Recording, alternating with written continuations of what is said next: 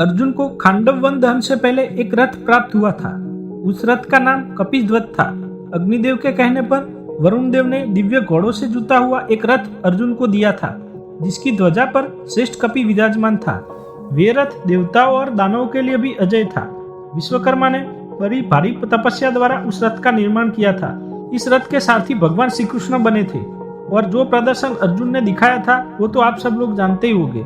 लेकिन कुरुक्षेत्र युद्ध के अंत में एक समय जैसे ही अर्जुन उस रथ से नीचे उतरे तो वह अग्नि में धधक उठा और वहीं भस्म हो गया।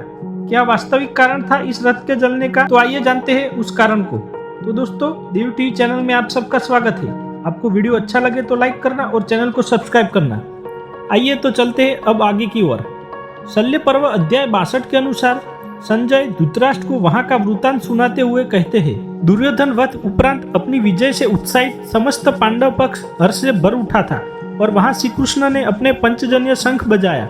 प्रसन्न अर्जुन ने देवदत्त नामक श्रेष्ठ शंख की ध्वनि की तथा अन्य योद्धाओं ने भी अपने अपने शंख बजाए।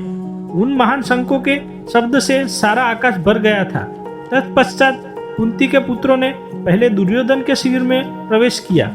वे शिविर शोभाविहीन दिखाई देता था।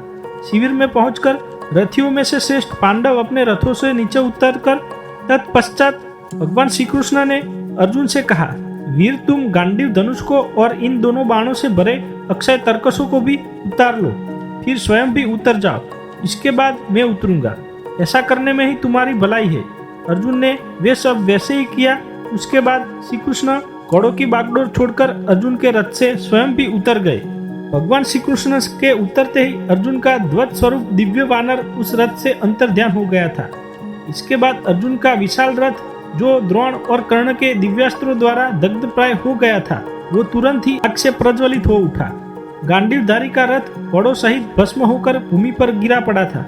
उस रथ को भस्मीभूत हुआ देख समस्त पांडव आश्चर्यचकित हो उठे और अर्जुन ने भी हाथ जोड़ के भगवान के चरणों में बारंबार प्रणाम करके प्रेम पूर्वक पूछा, हे गोविंद, ये रथ आकस्मिक कैसे आग से जल गया? भगवंत, ये कैसे महान आश्चर्य की बात हो गई है? कृपया इसका रहस्य आप मुझे बताएं।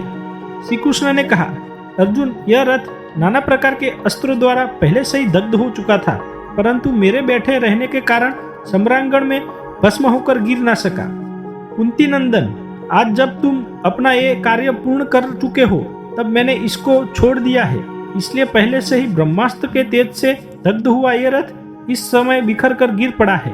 इसके बाद भगवान श्री कृष्ण मुस्कुराते हुए वहां धर्मराज युधिष्ठिर को हृदय से लगाकर कहा, हे कुंती नंदन, सौभाग्य से आपकी विजय हुई है और सारे शत्रु परास्त हो गए हैं। हे राजन, गांडीवधारी अर्जुन, पांडु कुमार भीमसेन, आप और मादी पुत्र नकुल, सहदेव सब के सब सकुशल है तथा जहाँ वीरों का विनाश हुआ और तुम्हारे सारे शत्रु काल में चले गए, उस घोर संग्राम से तुम जीवित बच गए हैं। यह बड़े सौभाग्य की बात है।